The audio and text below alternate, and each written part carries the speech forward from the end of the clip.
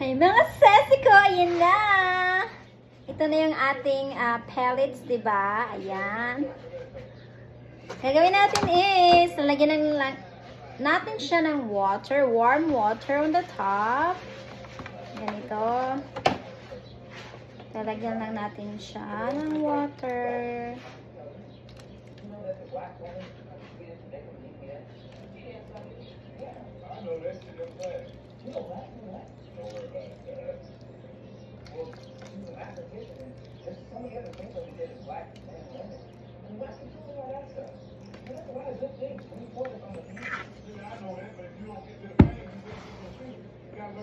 Lubusan natin siya ng tubig para siya ay